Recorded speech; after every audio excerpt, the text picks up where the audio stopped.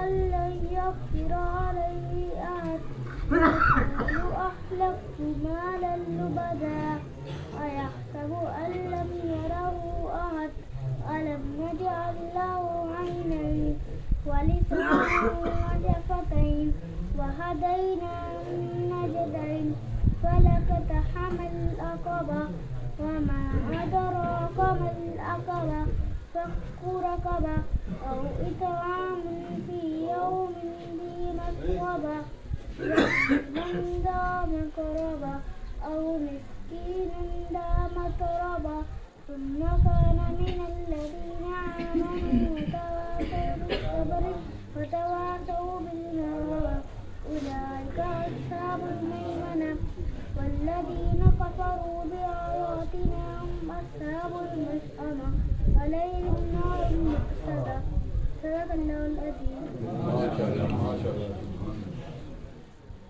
نحمده ونصلي ونسلم على رسوله الكريم اما بعد فاعوذ بالله من الشیطان الرجیم بسم اللہ الرحمن الرحیم اینما تکونوا یدرککم الموت ولو کنتم فی بروج مشیدہ صدق اللہ مولانا العظیم. محترم ساتھیو، آج ہم یہاں پہ جمع ہوئے ہیں. بابا محمد سلیمان ماشاءاللہ ہمارے نمازی بھی تھے اور بڑے اچھے مخلص انسان تھے.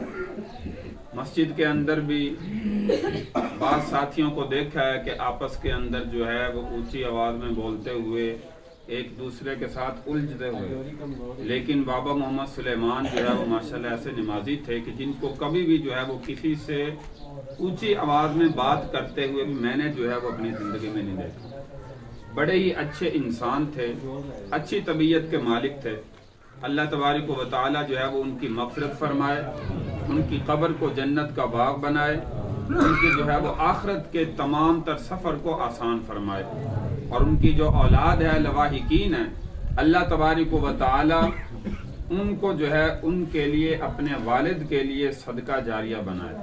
دنیا کے اندر میرے بھائی یہی چیز ہے کہ انسان جب دنیا سے چلا جاتا ہے، جانے کے بعد جو ہے وہ نیک اولاد پیچھے چھوڑ جانا یہ بھی بہت بڑا صدقہ جاریہ ہے. اس لیے کہا جاتا ہے کہ دنیا کے اندر اپنی اولاد کو دیندار بنائیں، دنیا دار نہ بنائیں. آج ہر بندہ دیکھیے اپنی اولاد کو دنیا دار بنانے کی کوشش میں لگا ہوا ہے. ہر بندہ اپنی اولاد کو دنیا دار بنا رہا ہے اور بنانا چاہتا ہے. وہ چاہتا ہے جیسے میں جس فیلڈ کے اندر ہوں میرا بیٹا بھی، میری اولاد بھی میرے پیچھے اسی فیلڈ کے اندر کام کرتی ہوئے نظر آئے. اور دنیاوی لحاظ سے آپ دیکھتے ہیں کہ دنیا کی پڑھائی ہم جو ہے وہ پڑھا کے ایم اے انگلش کر کے ایم اے اسلامیات کر کے یہ ساری جو دنیاوی پڑھائی ہے ہم صرف اسی لیے پڑھاتے ہیں. آپ اتنے بندے جو ہے وہ یہاں پہ بیٹھے ہیں، کوئی ایک بندہ بتائے کہ ہم جو سکول کی، کالج کی، یونیورسٹی کی تعلیم اپنی اولاد کو دلاتے ہیں وہ کس مقصد کے لیے ہے؟ کسی دنیا کے فائدے کے لیے ہے یا اپنی آخرت کے قبر کے فائدے کے لیے؟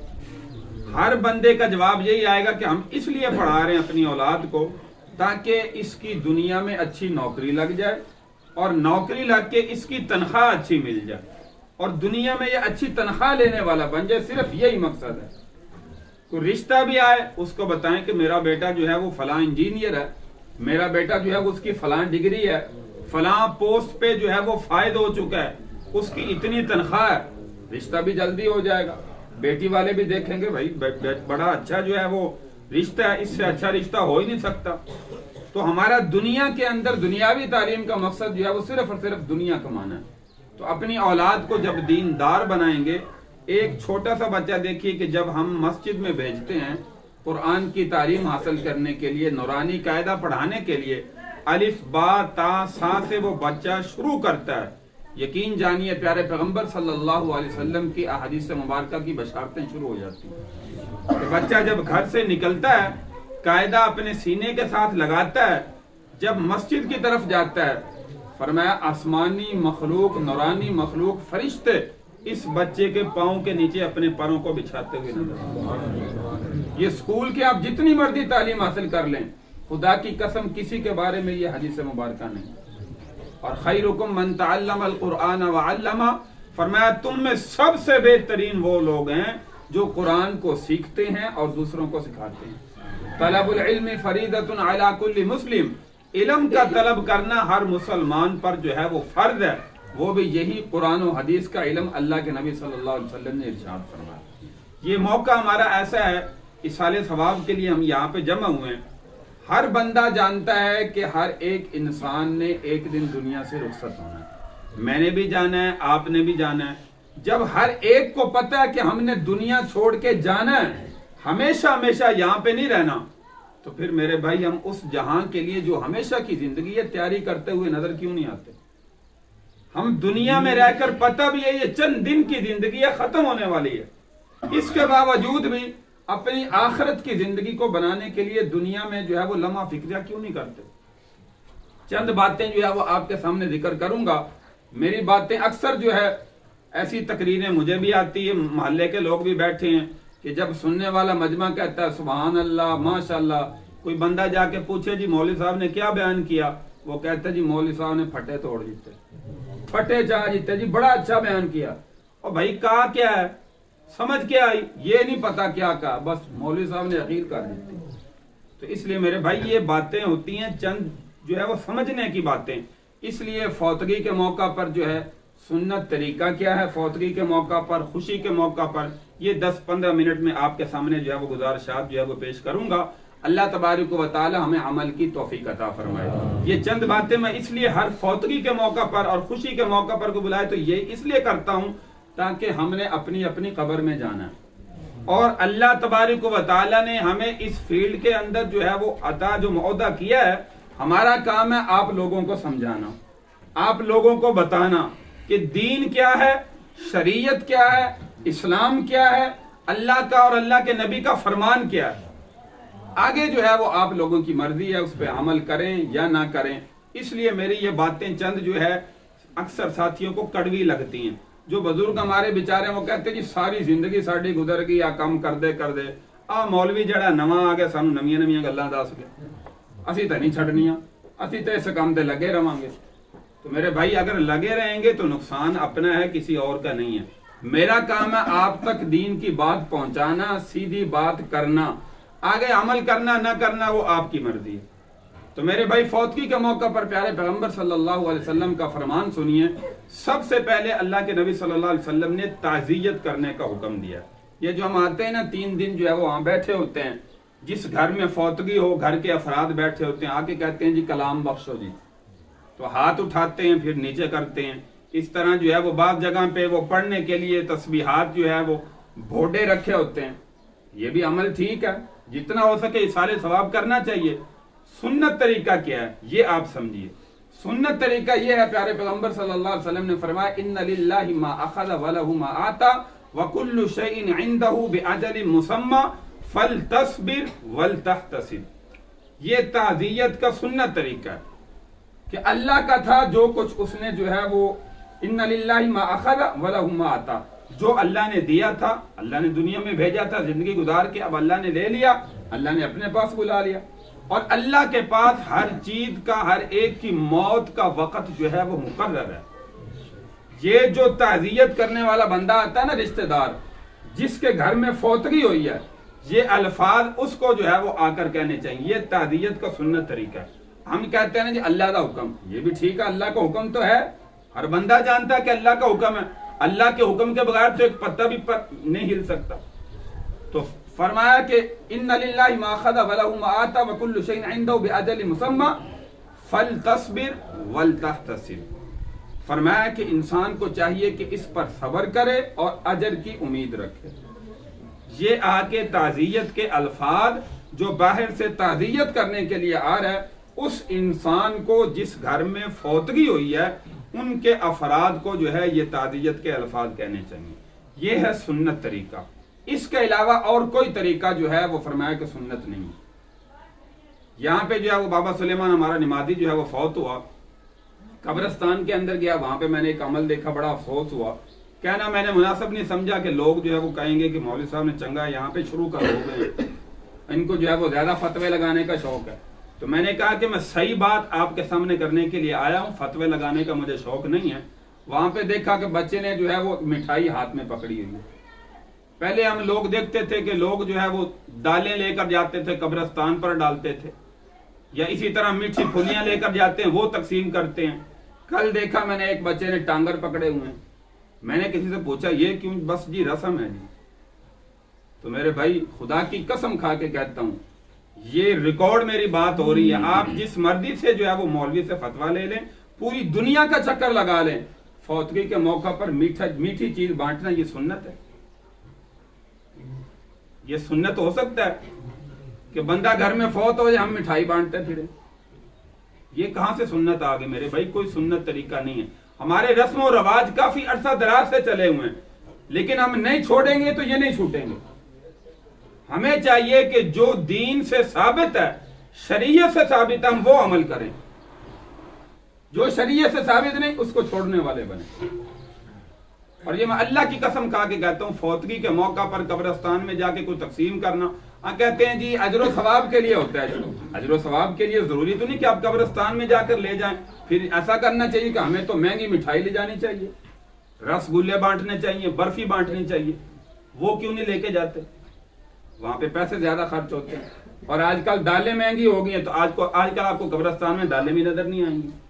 پہلے اکثر ہم قبرستان جاتے تھے کوئی فاتحہ خوانی کرنے، دیکھتے تھے ہر قبر پر دال پھینکی ہوئی ہے، کیا ہے جی پرندے کھائیں گے ان کو ثواب ملے گا۔ تو میرے بھائی وہ تو ہم اپنے گھر کے اندر کسی چھت پر ڈال دیں گے۔ پرندوں کی نیت سے انسان کی نیکی کرنے کا جو عزم ہے نا، یہ انسان کی نیت پر موقوف ہوتا ہے۔ انسان کی جتنی خالص نیت ہوگی اس کے مقدار میں اللہ تبارک و تعالیٰ اس کو اجر و ثواب عطا کرتا ہے۔ اب مثال کے طور پر بابا سلیمان ہمارا جو ہے نمازی فوت ہو گیا، اب میں مسجد میں بیٹھ کر 3 مرتبہ سورہ اخلاص پڑھ کے کہوں کہ یا اللہ یہ جو میں نے سورہ اخلاص پڑھی ہے اس کا اجر و ثواب ہمارے نمازی بابا سلیمان کی روح کو عطا فرما، اللہ پہنچا دے گا۔ اس کے لیے ضروری نہیں ہے کہ ہم یہاں پہ آ کے ان کے بیٹوں کے پاس بیٹھ کے کچھ پڑھیں گے، ان کے گھر میں آ کے پڑھیں گے پھر ثواب ملے گا، یا قبر پر جا کر پڑھیں گے پھر ثواب ملے گا۔ یہاں پر پڑھیں گے ثواب پھر بھی ملے گا، قبر پہ جا کے پڑھیں گے پھر ملے گا، لیکن گھر میں بیٹھ کے اپنے گھر میں، کاروبار میں ہیں، دکانداری میں ہیں، جہاں کہیں بھی ہیں، میں نے کہا کہ اصل ہے ہماری نیت۔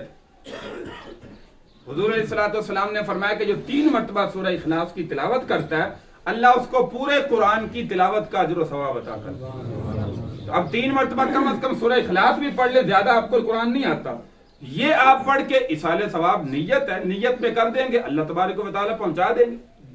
تو اس لیے میرے بھائی وہ عمل کریں جو سنت سے ثابت ہے، اللہ کے نبی کا طریقہ ہے، وہ عمل نہ کریں جو طریقے کے سنت کے خلاف ہے۔ اور فوتگی کے موقع پر حدیث سے کیا ملتا ہے ہمیں ثبوت؟ فرمایا کہ جس گھر میں فوتگی ہو، پیارے پیغمبر صلی اللہ علیہ وسلم نے فرمایا 3 دن تک اس کے گھر میں چولہا نہ چلے۔ اس کا مطلب کیا ہے؟ 3 دن تک اس کے گھر میں چولہا نہ چلے، آگ نہ چلے۔ اس کا مطلب یہ ہے کہ جو عزیز و اقارب ہیں، رشتہ دار ہیں، محلے دار ہیں، پڑوسی ہیں، ان کو چاہیے کہ وہ کھانا بنا کے ان کے لیے بھی 3 دن جو ہے وہ انتظام کریں۔ اور ہمارا عمل کیا ہوتا ہے؟ فوتگی کے موقع پر بھی سودی نظام چل رہا ہے، رشتہ دار سارے جو چاچے ہیں، تائے ہیں، وہ سارے پیسے جمع کرتے ہیں، چلو ہم کہتے ہیں کہ ٹھیک ہے جی وہ کرتے ہیں، اور کیا کرتے ہیں کہ آج جو ہے وہ ہمارا بھائی فوت ہوا ہے، ہم سارا ان کی طرف سے کھانا دے رہے ہیں، کل اگر خدا نہ خواستہ میں دنیا سے چلا جاؤں گا یہ سارے پیسے ملا کر میرا کھانا دیں گے۔ تو یہ سودی نظام نہیں ہے تو اور کیا ہے؟ اسی طرح شادیوں کے موقع پر ہمارا یہ نظام چلتا ہے۔ تو میرے بھائی خدا کی قسم بار بار میں کہہ رہا ہوں، آپ کو یقین دلانے کے لیے، آپ نے مجھ پر بھروسہ کیا، مجھے یہاں پہ بلایا، میں آپ کے سامنے سیدھی بات کر رہا ہوں، اس لیے میں کہتا ہوں کہ اکثر میری باتیں جو ہے وہ لوگوں کو کڑوی لگتی ہیں کیونکہ میں سیدھی بات کرتا ہوں، آگے ماننا نہ ماننا وہ آپ کی مرضی ہے۔ تو حضور علیہ الصلوۃ والسلام کا طریقہ یہ ہے کہ عزیز و اقارب کو چاہیے اپنی طرف سے کھانا بنا کے 3 دن ان کا انتظام کریں کہ بھائی اس گھر میں فوتگی ہوئی ہے، لہذا ان تمام کے افراد جتنے بھی گھر میں رہتے ہیں ان کا کھانا بھی ہم اپنے ذمہ لیتے ہیں۔ لیکن ہمارے ہاں وہی گھر کے افراد جو ہے وہ کھانا بنا کے سارے لوگوں کو کھلاتے ہوئے نظر آ رہے ہیں۔ ایک تو اس گھر میں فوتگی ہوئی ہے، ایک تو وہ بیچارے تعزیت کے اندر، افسوس کے اندر ہیں، اور دوسرے جو ہے وہ سارے گاؤں کے افراد آ کر جو ہے وہاں پر کھانا کھائیں یا دوسرے افراد۔ تو اس لیے میرے بھائی یہ طریقہ جو ہے وہ مناسب نہیں ہے، عرصہ دراز سے چلا آ رہا ہے۔ میری تو کوشش کافی عرصہ دراز سے ہے کہ یہ اللہ کرے جو ہے یہ طریقہ جو ہے وہ چھوٹ جائے، جس گھر میں کوئی عزیز و اقارب، ہر گھر میں فوتگی ہوتی ہے، کوئی گھر نہیں بچا ہوا کہ جس کے گھر کے افراد فوت نہ ہو، جانا تو ہر ایک نے ہے، لیکن یہ طریقے میرے بھائی سنت کے خلاف ہیں۔ 3 دن تعزیت کا حکم میں نے کہا اللہ کے نبی صلی اللہ علیہ وسلم کا طریقہ ہے، اس کے بعد جو ہے وہ کچھ سنت طریقہ نہیں ہے۔ ہم جو ہے اس کے بعد 40واں کرتے ہیں، ساتہ کرتے ہیں، پھر سال کا ختم کرتے ہیں، یہ سارا نظام، اس میں بھی پھر دیگیں چلتی ہیں، کھانے چلتے ہیں، گھر کے افراد کا بہت زیادہ خرچہ ہو جاتا ہے۔ اور کئی کی جگہ پہ برادری کے یہاں پہ بیٹھے بھی ہوں گے جن کے جا کے برادری کے رشتہ داروں میں نے دیکھا، یقین کریں کہ وہاں پہ تقریباً جو ہے وہ 30 دیگیں پک رہی ہیں سالن کی۔ کیا ہے جی؟ فوتگی ہوئی ہے۔ ایسے ماحول لگتا ہے جیسے شادی کا موسم ہو۔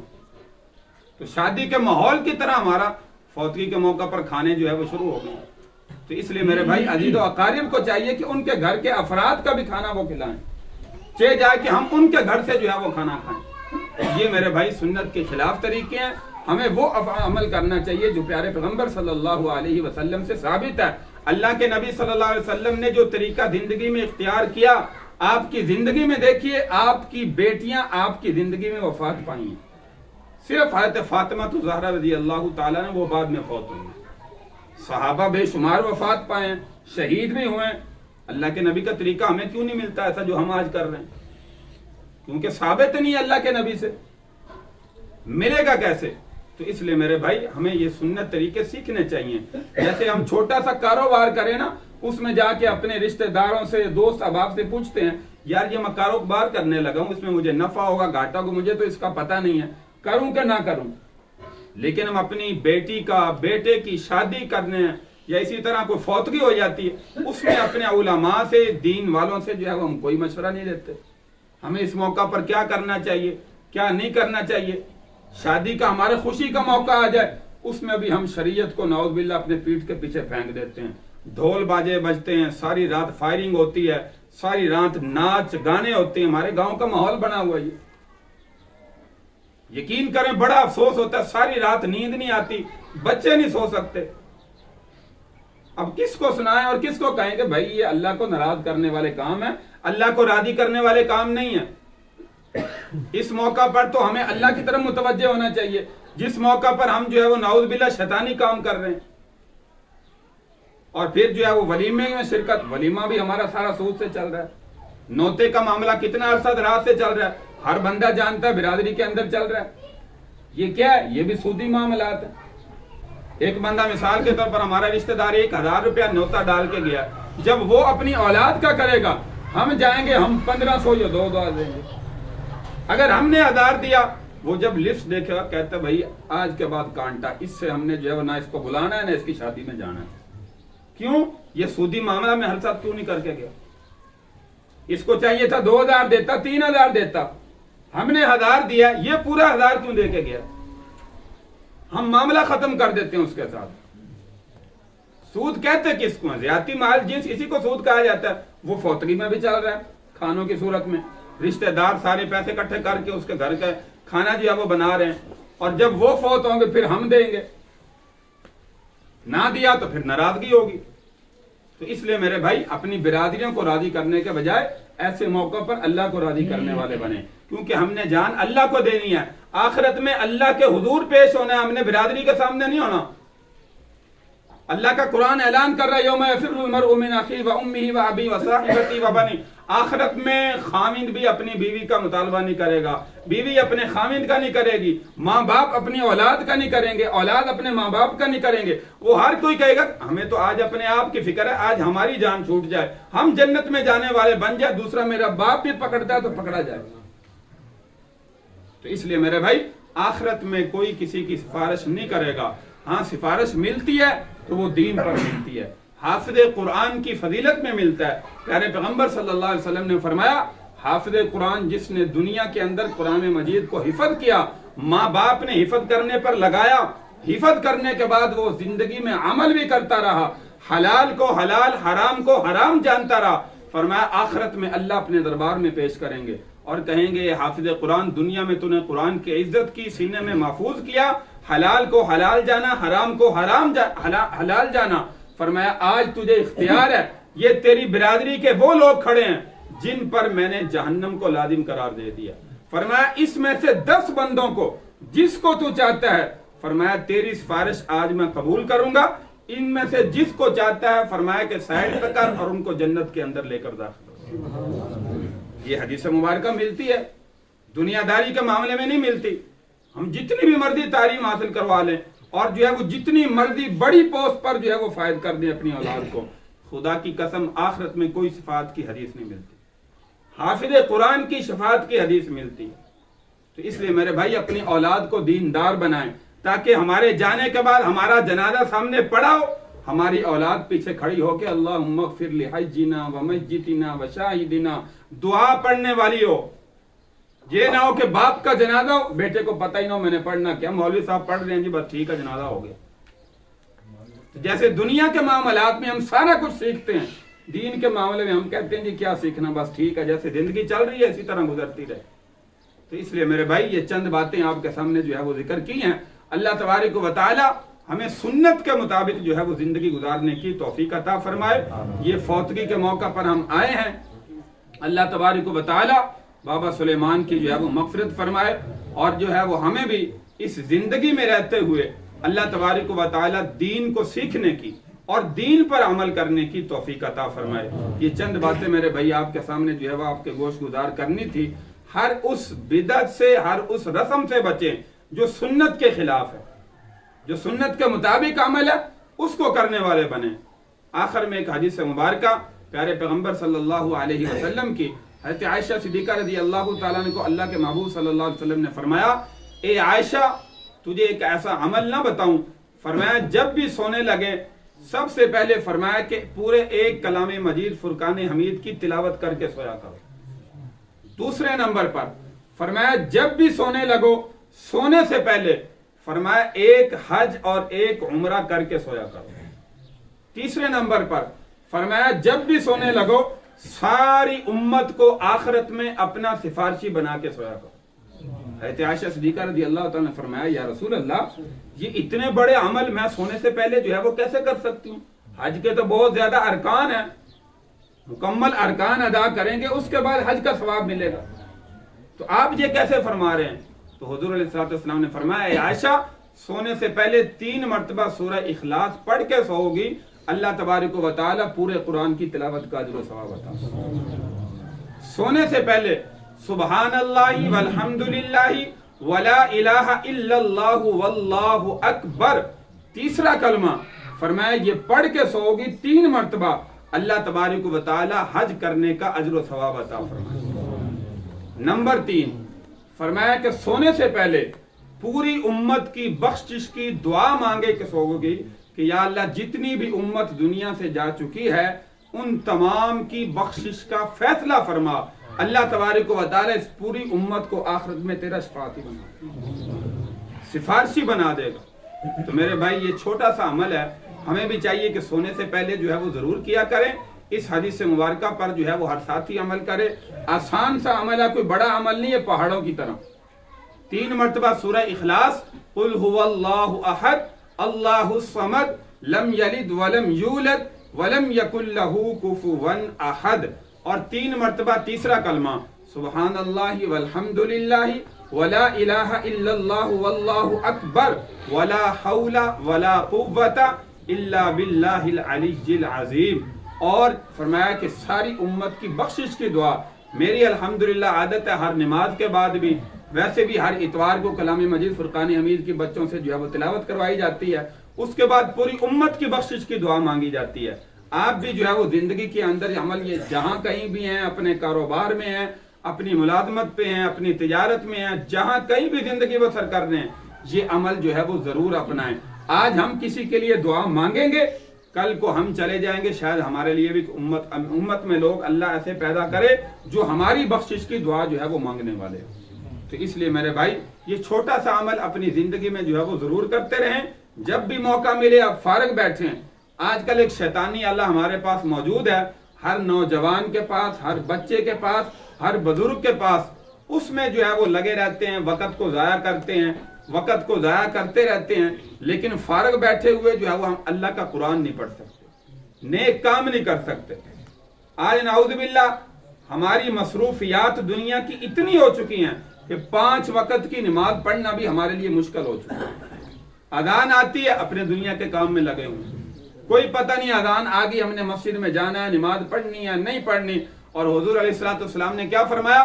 سب سے پہلے قبر کے اندر فرمایا کہ بندے کا دنیا کے اندر نماز کا حساب جو ہے وہ اللہ تبارک و تعالی، یہ دنیا میں نمازیں کتنی پڑھی، دنیا میں چھوڑتا رہا یا پڑھتا رہا، فرض نماز کا حساب میرے بھائی سب سے پہلے ہوگا۔